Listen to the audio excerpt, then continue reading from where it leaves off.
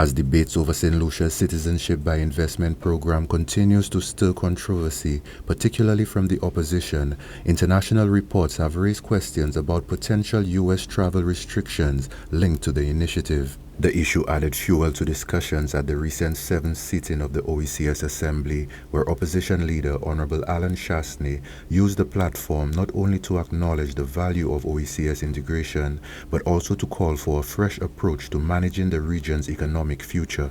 OECS has proven over time that it has a useful purpose. Are we going to strengthen that? So I was saying to him, and I was saying to some of my colleagues earlier, sometimes you have to take a very radical position to start appreciating whether in fact there is a greater opportunity to be had. In proposing ways to better fulfill the OECS mandate amid global economic pressures, the leader of the opposition put forward a bold recommendation calling for a more unified, transparent, and inclusive approach to how individual OECS member states manage their citizenship by investment programs. Why can't we have one CIP unit? Why can't the money go to the OECS? Why can't we use some of the CIP monies that we're collecting to strengthen the integration of the OECS? Because this proposal doesn't go far enough, Madam Speaker. It doesn't.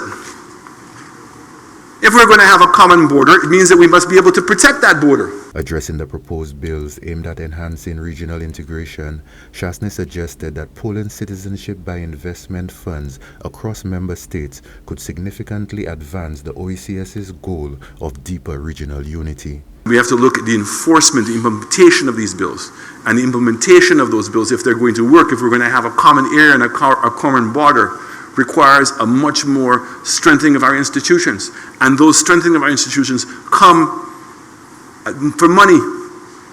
And right now, I believe there is a win-win situation to be had, Madam Speaker, if we were to integrate our CIP programs by ourselves and allow it to be at the OECS level, where the funds go into a common fund at the OECS level, and the leaders can decide how you're going to divvy it up. Chastanet pointed out that when a CIP passport is issued, the holder immediately gains from the OECS's collective efforts, making it clear that the decisions of one member state have direct implications for the entire OECS bloc. St. Lucia got into the CIP program because we realized that everybody who was becoming a citizen in the other countries was benefiting from the Bastille Treaty. So over 200,000 new citizens have come in and have access to all of our markets. And the more we integrate, the more that they have access to. So the fact is, when St. Kitts started this program, we were all involved. And if we're all involved because what people are benefiting from is a common market here, but most of our passports have the same value in the international market.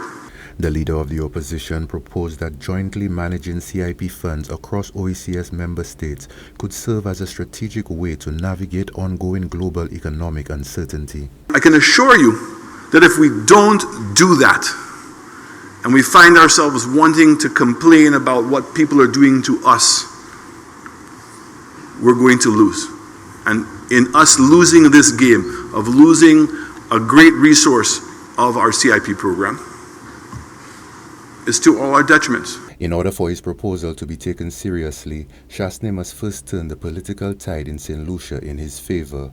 If he can manage that, then he can persuade a list of social democratic ruling parties which are ideologically opposed to his party to join the cause. It is a long shot, but in the meantime, it has injected some uncertainty into the cause of regional unity, the opposite of what the OECS Assembly was aiming to achieve. For Choice News Now, I am Leader Hon.